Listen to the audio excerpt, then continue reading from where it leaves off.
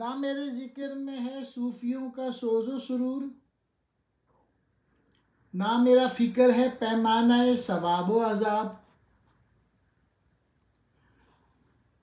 خدا کرے کہ اسے اتفاق ہو مجھ سے، فقیہ شہر کے ہے محرم حدیث و کتاب۔ اگر نوا میں ہے پوشیدہ موت کا پیغام، حرام میری نگاہوں میں نے و چنگ و رباب۔ سرود حرام یعنی ایسا گانا جسے سن کر دل و روح افسردہ ہو جائیں، سرود کہتے ہیں گانے کو۔ اس نظم اقبال نے ہمیں یہ بتایا ہے کہ کون سی موسیقی حرام ہے۔ پہلے شعر میں کہہ رہے ہیں، نہ تو میرے ذکر میں صوفیوں کا سوز و سرور ہے، اور نہ ہی میری فکر میں یہ اہلیت ہے کہ وہ ثواب و عذاب کا اندازہ کر سکے۔ یعنی نہ تو میں کوئی صوفی ہوں اور نہ میں بتا سکتا ہوں کہ کون سی چیز حلال ہے یا حرام ہے۔ پھر دوسرے شعر میں اقبال کہتے ہیں، اگرچہ خود کو صوفیہ اور علماء کے ذکر و فکر کی دنیا سے الگ رکھا ہوا ہے، اس لیے وہ شہر کے عالم دین اور قرآن اور حدیث جاننے والوں کے متعلق جو عام طور پہ مختلف مسائل پہ دینی فیصلہ دیتے ہیں، کہتے ہیں کہ اللہ کرے جو بات میں کہنے والا ہوں اس سے وہ اتفاق کریں۔ پھر اقبال کہتے ہیں، اگر گانے والے کا راگ یا سازندے کا ساز زندگی کے بجائے موت کا پیغام دے تو ایسے بانسری یا ایسی موسیقی میری نگاہ میں حرام ہے۔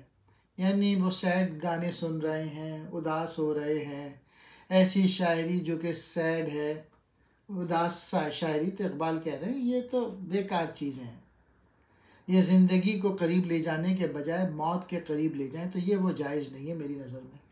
تو ایسی چیزیں آپ نے گانی ہوتی ہیں، ایسی شاعری کرنی ہوتی ہے جس سے زندگی کا پیغام ہو، جس سے امید آئے، جس سے حوصلہ افزائی ہو، جس میں صلاحیتیں بڑھائی جائیں۔ ذکر کہتے ہیں اللہ کو یاد کرنا، فکر اللہ، اس کی کائنات اور اپنے متعلق غور کرنا۔ سرود و حرام ناجائز موسیقی راگ۔ سوز کہتے ہیں جلن کو، تپش کو۔ پیمانہ کہتے ہیں ناپ آلہ۔ فقیہ شہر، شہر کا عالم دین، محرم حدیث و کتاب، قرآن اور حدیث کا جاننے والا۔ نوا کہتے ہیں آواز کو، یہاں مراد راگ۔ نائے چنگ، چنگ رباب، یہ سازوں کی مختلف قسمیں ہیں۔ یہ آبجو کی روانی، یہ ہم کناری خاک، میری نگاہ میں ہے ناخوب ہے یہ نظارہ۔ ادھر نہ دیکھ ادھر دیکھ اے جوان عزیز، بلند زور دنو سے ہوا ہے فوارہ۔ اقبال نے ان دو شعروں میں بڑے پتے کی بات کہی ہے۔ کہتے ہیں نہر کو دیکھو، چونکہ اس میں زور نہیں ہے بلکہ یہ دریا کی محتاج ہے، اس لیے بہہ تو رہی ہے لیکن مٹی یا خاک سے ہمکنار ہے، اس میں اٹھنے یا ابھرنے یا بلند ہونے کی طاقت نہیں، اس لیے مجھے اس کی روانی کا منظر پسند نہیں ہے۔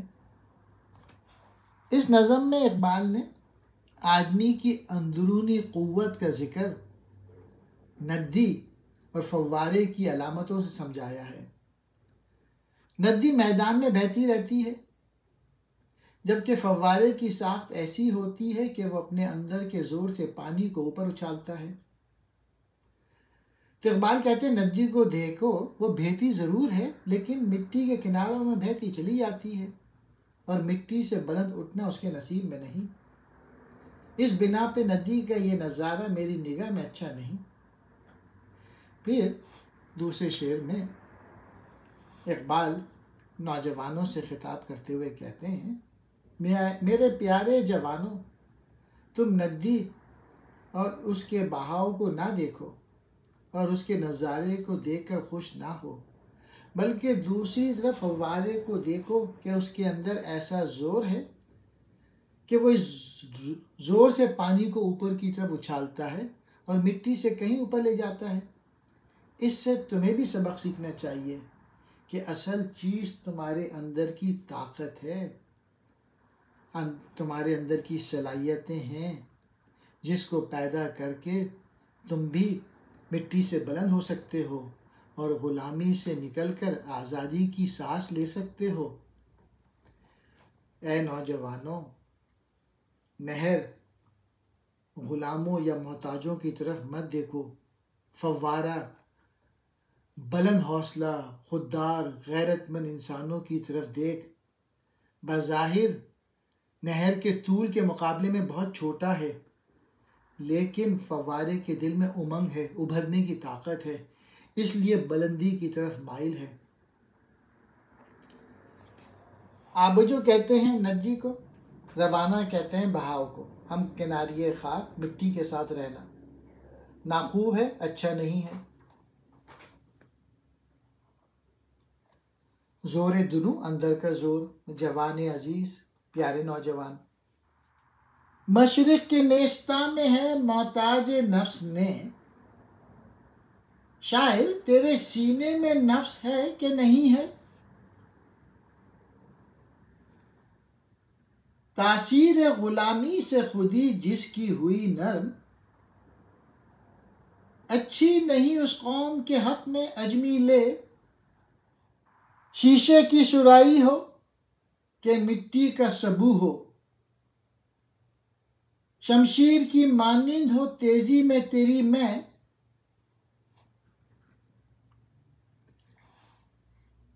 ایسی کوئی دنیا نہیں افلاک کے نیچے،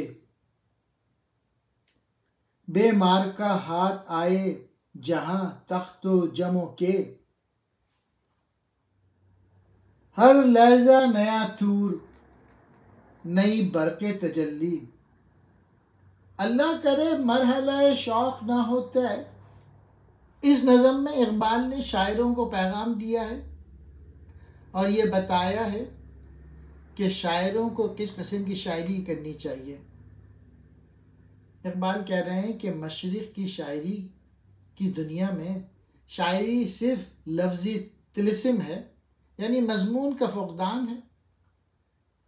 خدا جانے ہمارے شاعروں کے دماغ میں مضامین اور خیالات ہیں بھی یا نہیں۔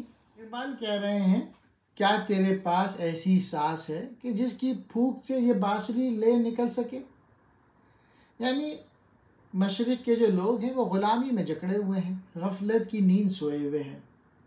اے شاعر، تو اپنی شاعری کے ذریعے اسے بیدار کر سکتا ہے، لیکن معلوم نہیں تیرے پاس بیدار کرنے والی شاعری کا جوہر موجود ہے یا نہیں۔ یعنی غلامی کی شراب پی کے، غلامی کے بلیفز لے کے، عقائد لے کے جو انٹلیکچوئلز ہیں وہ غلامی بن گئے ہیں، تو وہ پھر قوم کو کیسے بیدار کر سکتے ہیں؟ پھر اقبال کہہ رہے ہیں جس قوم کی خودی غلامی کی وجہ سے نرم ہو چکی ہو، یعنی لوگوں میں خود شناسی کا مادہ موجود نہ ہو، آزادی کی خواہش ختم ہو چکی ہو، اس قوم کے حق میں غیر عربی لے بانسری سے تو نکل رہا ہے، یعنی اپنی شاعری کے ذریعے قوم کے کانوں تک پہنچا رہا ہے، لیکن مناسب نہیں۔ اس سے تو غلام قوم تاثیر غلامی میں اور پختہ ہو جائے گی۔ تیرے لیے ضروری ہے کہ تو غیر عربی کے بجائے عربی اور حجازی لے اختیار کرے اور درس اسلامی دے کے قوم کو پھر بیدار کرے۔ اے شاعروں، غلامی کی بدولت تم لوگوں کی جو خودی ہے، تم لوگوں کی جو صلاحیتیں ہیں بالکل ختم ہو گئی ہیں۔ تو یہ جو عجمی مذاق کی جو شاعری ہے، جس کے اندر یہ جو وصل اور ہجر کے افسانے، ہر وقت لڑکیوں کی باتیں، لڑکیوں کی کہانیاں اور نازکی تیرے لب کی کیا کہیے، بس اسی قسم کی یہ بیکار باتیں ہیں، یہ صحیح نہیں ہے، یہ اس قسم کی شاعری۔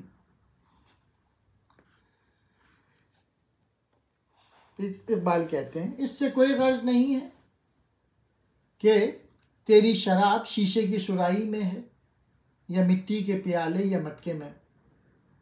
غرض اس سے ہے کہ جو شراب اس میں ہے وہ اپنی تیزی میں تلوار کی کاٹ رکھتی ہے یا نہیں. شاعری میں ایک تو الفاظ ہوتے ہیں اور دوسرے معنی، یا با الفاظ دیگر ایک طرز اور ادائیگی ہوتی ہے اور دوسرے موضوعات اور مضامین. اقبال کہتے ہیں کہ انداز بیاں کا اچھا ہونا بھی اگرچہ شاعری میں ضروری ہے، لیکن اصل ضرورت مضامین کے اچھے ہونے کی ہے. اے شاعر، تیری شاعری کے مضامین ایسے ہونے چاہیے جو کہ غلامی سے آزاد کریں لوگوں کو. پھر اقبال کہتے ہیں میں نے آسمان کے نیچے ایسی کوئی دنیا نہیں دیکھی جہاں کوئی فرد یا کوئی جماعت بغیر حالات سے مقابلہ کیے بغیر اور بغیر کوشش کے کامیاب ہوئی ہو یا بلندی تک پہنچے. جو ہم بوتے ہیں وہی ہم کاٹتے ہیں. یاد رکھو کہ دنیا میں کوئی افراد، کوئی قوم جد و جہد اور اپنی صلاحیتیں بڑھائے بغیر آگے نہیں بڑھ سکتی. اور اقبال آخری شعر میں دعا کرتے ہیں کہ عشق کا یہ سفر بھی کبھی ختم نہ ہو. حضرت موسیٰ علیہ السلام جس کوہ طور پر اللہ سے بات کرنے کے لیے جاتے تھے، وہ پہاڑ تو دنیا میں صرف ایک ہی ہے، اور اس پہاڑ پہ اللہ تعالیٰ کے نور کے جس جلوے کی بجلی حضرت موسیٰ پہ گری تھی وہ بھی صرف ایک مرتبہ ہی گری. لیکن اس کی منزل تک کے سفر میں ایک نہیں کئی طور آتے ہیں. جلوے کی ایک بجلی نہیں کئی بجلیاں گرتی ہیں، اور عاشق کو ہر نئے طور پہ اور ہر نئی بجلی گرنے پر ایک نیا مزہ آتا ہے. تو بس میری یہ دعا ہے کہ تیری شاعری سے قوم کے اندر سر بلندی کے حصول کا ایسا جذبہ پیدا ہو جائے کہ ایک عزت کا مقام حاصل کرنے کے بعد دوسرا مقام پیدا کرنے کی تڑپ پیدا ہو، اور یہ سلسلہ اسی طرح چلتا رہے، یعنی ترقی کا جذبہ کبھی ختم نہ ہو. نیستاں کہتے ہیں بانسوں کا جنگل، نفس کہتے ہیں ساز کو، نی کہتے ہیں بانس کا ایک ٹکڑا بانسری کو.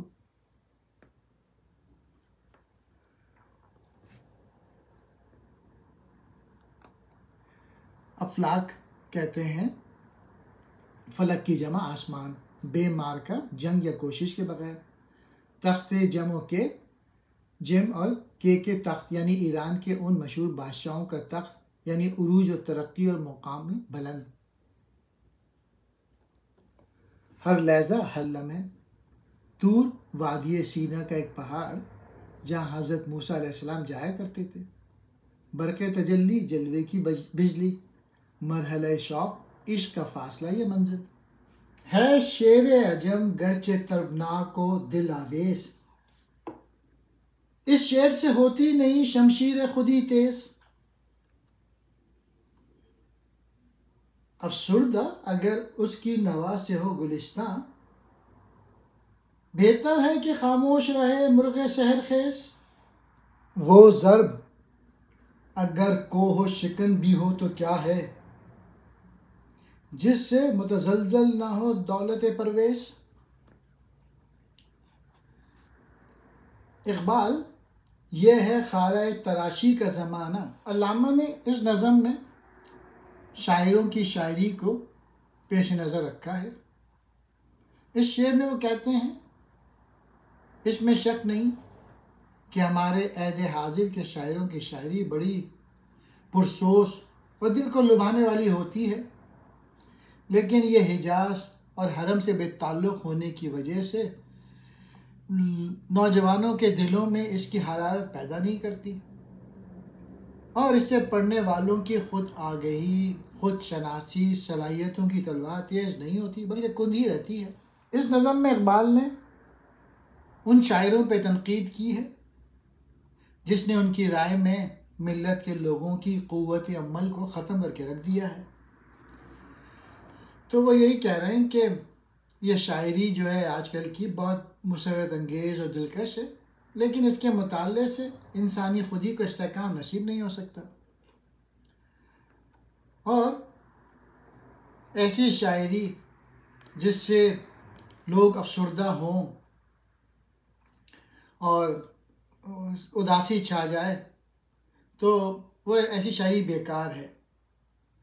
اگر کسی شاعر کی شاعری سے قاری کی زندگی کا دیا جلنے کے بجائے بجھ جائے اور اس کے خیالات اور افکار کا چراغ بے نور ہو کے رہ جائے تو ایسی شاعری سے بہتر یہ ہے کہ شاعر خاموش رہے اور ایسی شاعری سے پرہیز کرے جو کہ افسردگی بغیر، یعنی جوش و جذبے والی شاعری ہونی چاہیے جو کہ لوگوں کو عمل کی طرف متوجہ کرائے۔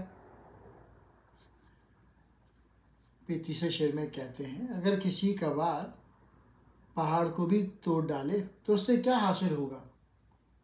مزہ تو جب ہے کہ اس کے وار سے خسرو پرویز جیسے بادشاہ کی عجیب سلطنت میں زلزلہ آ جائے۔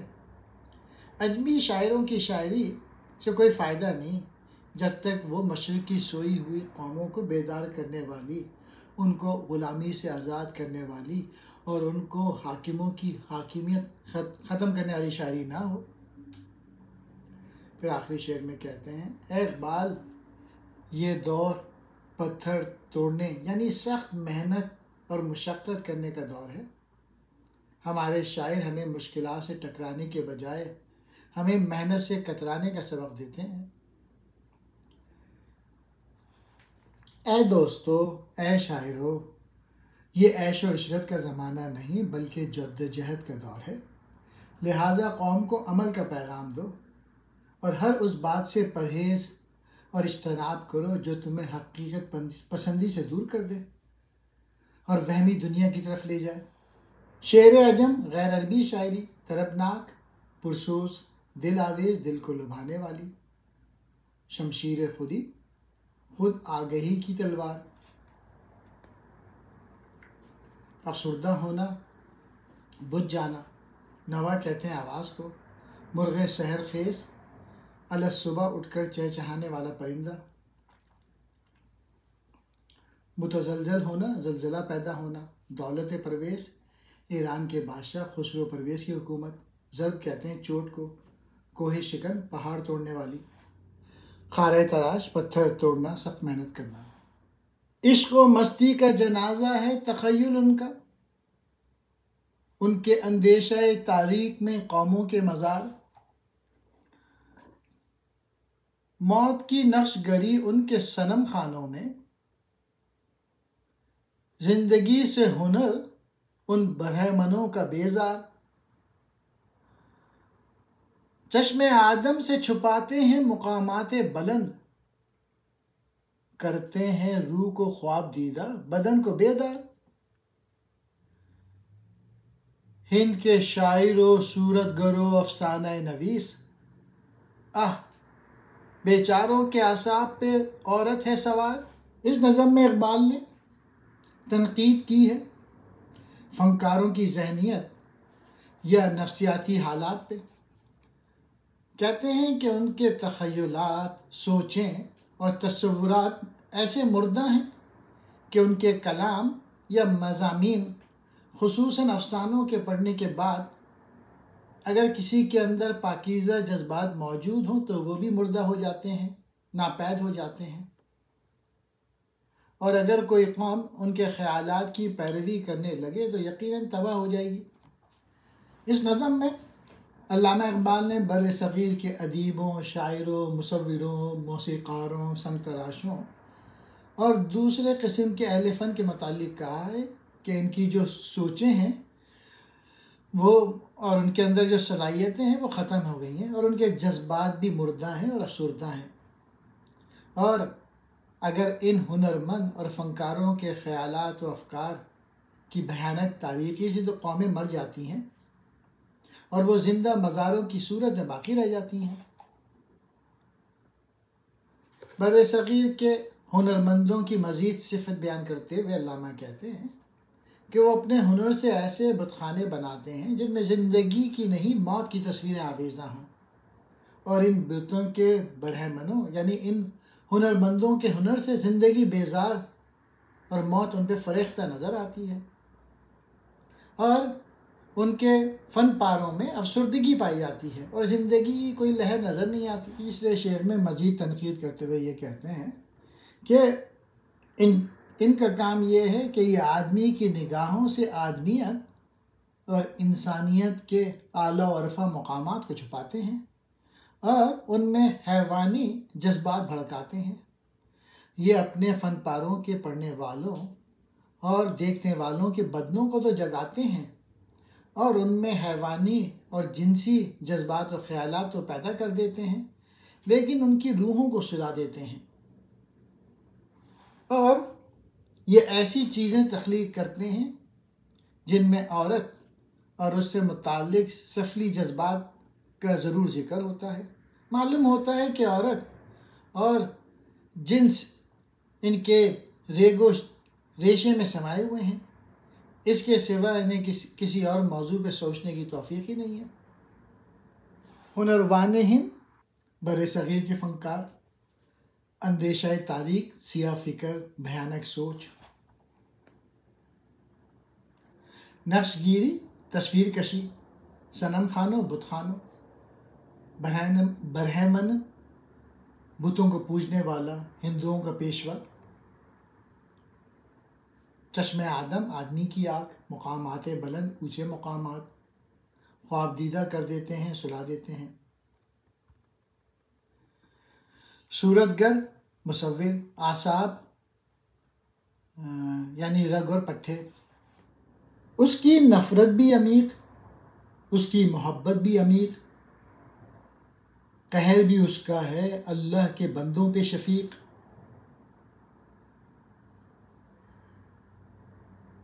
پرورش پاتا ہے تقلید کی تاریکی میں، ہے مگر اس کی طبیعت کا تقاضا تخلیق،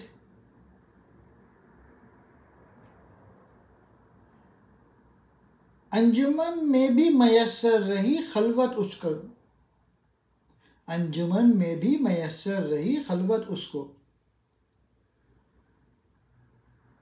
شمع محفل کی طرح سب سے جدا سب کا رفیق، مثل خورشید سحر فکر کی تابانی میں، بات میں سادہ و آزادہ، معنی میں دقیق،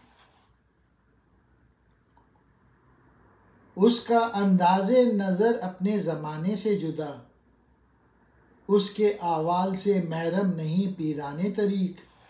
اس نظم میں اقبال نے اس شخص کا ذکر کیا ہے جو اللہ کے نزدیک بڑا ہے۔ یہ اقبال کا مرد مومن بھی ہو سکتا ہے اور اللہ کا کوئی ولی بھی۔ علامہ کہتے ہیں ایسے شخص کی نفرت بھی گہری ہوتی ہے اور اس کی محبت بھی گہری ہوتی ہے، نفرت باطل سے اور بری چیزوں سے، اور محبت حق سے اور اچھی چیزوں سے۔ ایسے شخص کو اگر اللہ کے بندوں پر سختی کرتے ہوئے دیکھیں گے تو دراصل اس میں بھی مہربانی کا جذبہ چھپا ہوا ہوتا ہے۔ وہ سختی بندوں پر ظلم کرنے کے لیے نہیں کرتا بلکہ اس کو راہ راست پہ رکھنے کے لیے کرتا ہے۔ یہ حقیقت میں سختی نہیں، ان پر احسان اور مہربانی ہے۔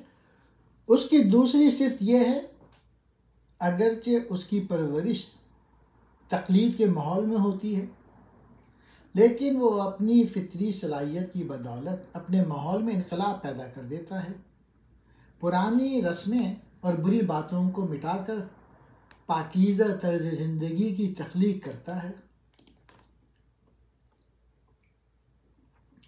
یہ مرد بزرگ اگرچہ اپنے عہد کی پیروی کے ماحول میں پھلتا پھولتا ہے لیکن وہ اس پیروی کے اندھیرے میں اپنے آپ کو گم کرنے کے بجائے نئی راہیں تلاش کرتا ہے۔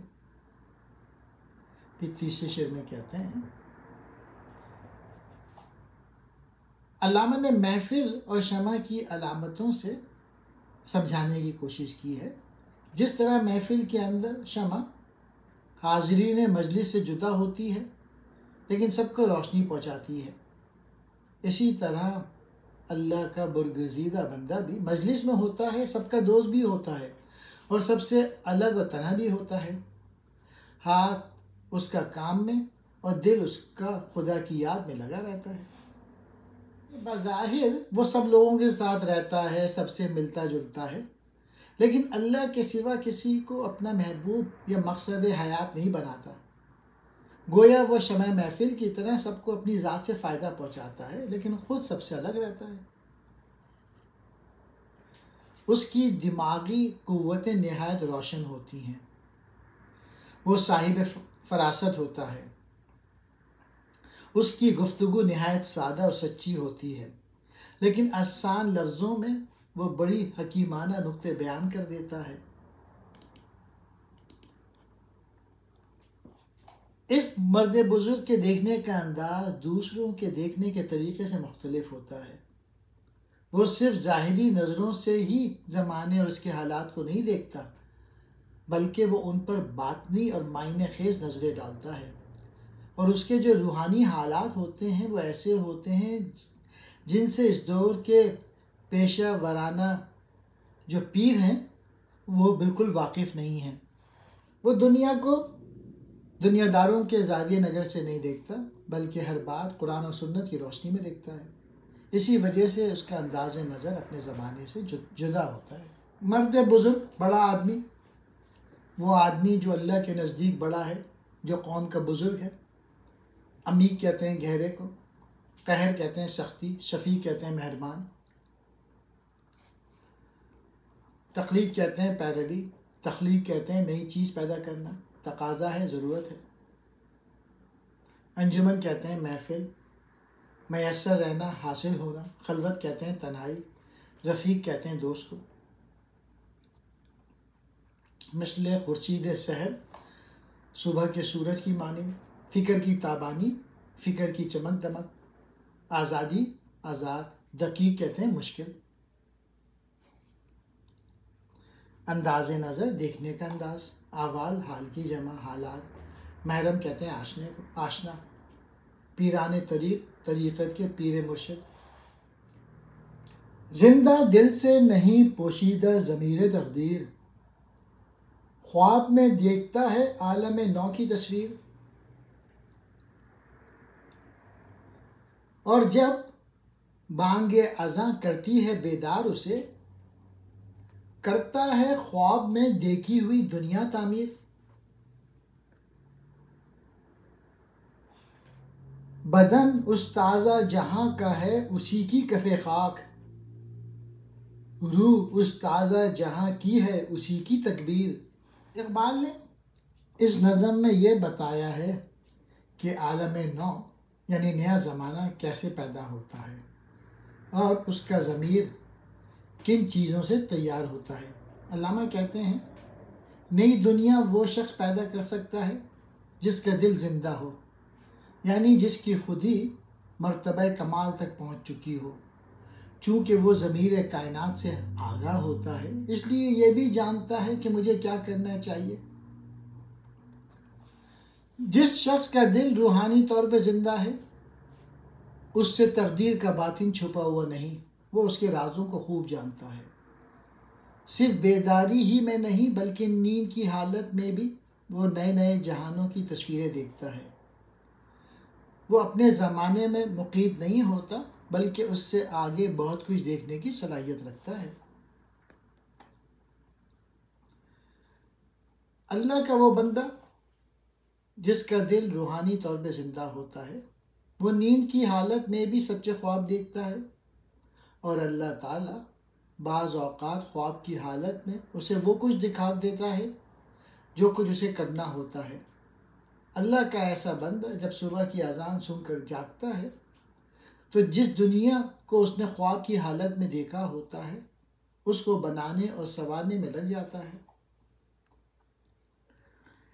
یہ مرد حق جو نئے جہاں تعمیر کرتا ہے وہ ظاہری مٹی یا سنگ و خش کے نہیں ہوتے، بلکہ اس نئے جہاں کا بدن اور اپنے دل زندہ کی مٹی سے پیدا کرتا ہے۔ یہ جہاں روحانی اور فکری ہوتی ہے، اور اس جہاں کے بدن میں جو روح ہوتی ہے وہ عام انسانی روح نہیں ہوتی بلکہ اللہ اکبر یعنی توحید کی روح موجود ہوتی ہے۔ یہ ہے وہ عالم جو زندہ دل رکھنے والے لوگ پیدا کرتے ہیں۔ واضح ہو کہ اقبال نے اس قسم کی نظموں میں عصر حاضر کے مسلمانوں کو ان کے بزرگوں کے کارنامے یاد دلائے ہیں کہ جب وہ بزرگ زندہ تھے تو وہ اسی دنیا میں عالم نو پیدا کرتے تھے. مثلاً جب انہوں نے مختلف ممالک کو فتح کیا تھا. عالم نو، نیا جہاں، پوشیدہ چھپی ہوئی ضمیر تقدیر، تقدیر کا باطن. زندہ دل، وہ دل جو روحانی طور پہ جی رہا ہو.